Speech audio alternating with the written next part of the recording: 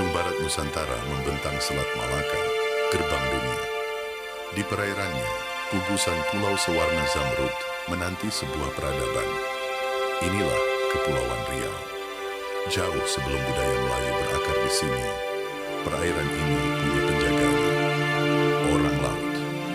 Di bawah kebesaran Sriwijaya, mereka mengawal kapal-kapal niaga yang melintas, sutra dari Tiongkok, rempah dari Maluku. Dari sinilah Kepulauan Riau menjadi urat nadi perdagangan dunia. Tahun 1511, dentuman meriam Portugis meruntuhkan Malaka, pusat kebudayaan Melayu di Semenanjung. Sebuah zaman keemasan runtuh dalam hitungan hari. Namun Sultan Mahmud menolak menyerah. Ia memilih laut, berlayar ke selatan bersama keluarga istana, ulama, dan rakyatnya.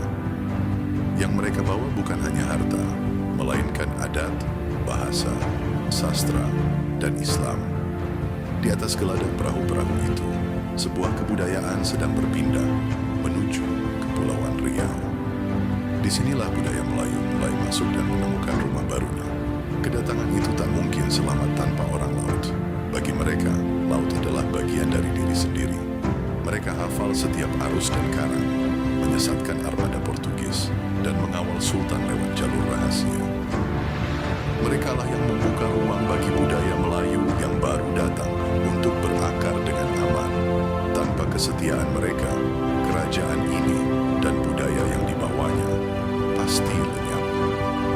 Di bawah perlindungan itu, budaya yang baru masuk tumbuh menjadi kerajaan yang utuh. Jantungnya sebuah pulau kecil, Penyengat. Di sana berdiri istana dan Masjid Sultan Riau yang megah dengan warna kuning keemasan, pusat baru peradaban Melayu di Kepulauan Riau. Kebesaran Penyengat diukur dari ilmunya. Di balik dindingnya berdiri pesantren dan perpustakaan berisi ratusan manuskrip langka. Disinilah budaya Melayu yang dibawa masuk itu dipelajari, disalin dengan tangan, dan diwariskan turun-temurun. Dari pulau kecil ini lahir putra terbesarnya, Raja Ali Haji. Ia memahami bahwa kekuatan sejati sebuah bangsa terletak pada bahasanya. Ketika bahasa Melayu masih berserak dalam banyak dialek, ia membakukannya, menyusun tata bahasa, dan merangkum ribuan kata dalam karya yang menjadi cikal bakal Kamus Melayu. Lewat karya seperti Gurindam 12, ia mengangkat bahasa Melayu menjadi bahasa yang halus dan bermartabat. Dialek Melayu Riau itu menyebar ke seluruh Nusantara sebagai lingua franca. Dan pada tahun 1928, dalam Sumpah Pemuda, bahasa inilah yang dipilih menjadi dasar bahasa Indonesia. Kini dituturkan lebih dari 270 juta orang. Sebuah warisan dari budaya yang dulu masuk ke Kepulauan Riau. Kebudayaan itu berakar di tanah yang menjadi pertemuan dunia. Kepulauan Riau adalah jantung jalur perdagangan Asia. Dari utara datang Jung Tiongkok membawa sutra dan porselen. Dari timur, cengkih dan pala dari Maluku. Dari barat, kain tenun India. Dan dari Jazirah Arab, wewangian serta ajaran agama. Semua mengalir lewat pelabuhan Riau, tempat puluhan bahasa bercampur dan ratusan wajah bertemu. Di tengah keramaian itu, budaya Melayu yang telah mengakar bertindak sebagai tuan rumah, mengatur, menjembatani, menyatukan. Kepulauan Riau membuktikan bahwa budaya Melayu telah benar-benar menjadi tuan di tanahnya sendiri. Di balik kebesaran kerajaan, ada tangan yang menjaganya dari dalam, para perempuan penyengat. Mereka bukan sekadar pendamping raja. Para permaisuri dan putri istana adalah penjaga adat, penasihat yang didengar, dan penyair yang dihormati. Mereka menulis syair, menenun kain, bermakna, dan mendidik generasi berikutnya. Banyak dari mereka terpelajar dalam 3 bahasa, Melayu, Arab, dan Persia. Merekalah yang memastikan budaya yang dulu masuk ke tanah ini tidak hanya bertahan, tetapi diwariskan dengan utuh. Tanpa para perempuan penyengat, benang budaya Melayu di Kepulauan Riau tak akan tersambung sampai hari ini. Tetapi sejarah tak selalu berpihak pada yang membangun. Saat budaya Melayu telah bersatu di Kepulauan Riau, kekuatan asing kembali datang. Kali ini dengan pena utuh.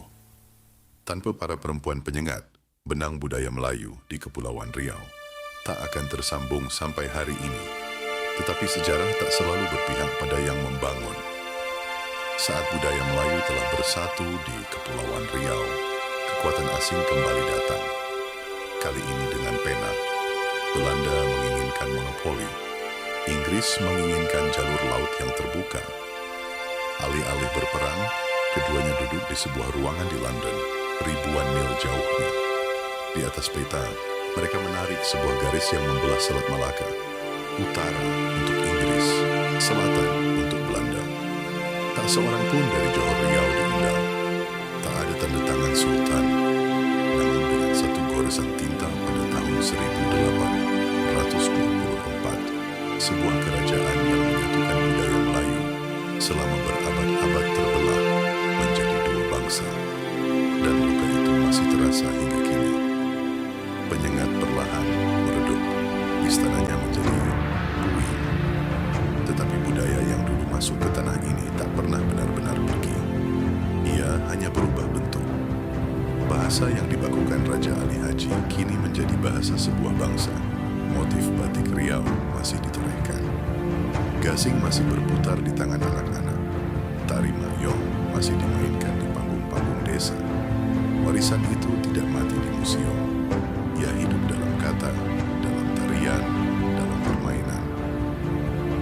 Dan kini sebuah generasi baru kembali menoleh ke belakang untuk mengingat siapa mereka. Mereka datang ke Pulau Penyengat, kini situs warisan yang dijaga.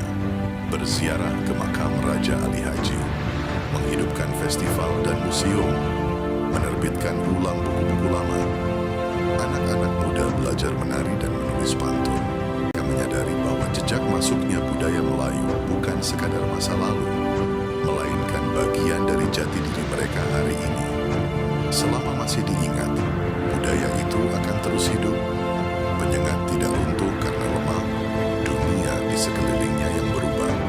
Tetapi kebudayaan yang dibangun dengan tinta, tarian, dan bahasa tidak pernah benar-benar runtuh. Ia hanya menunggu untuk diingat kembali.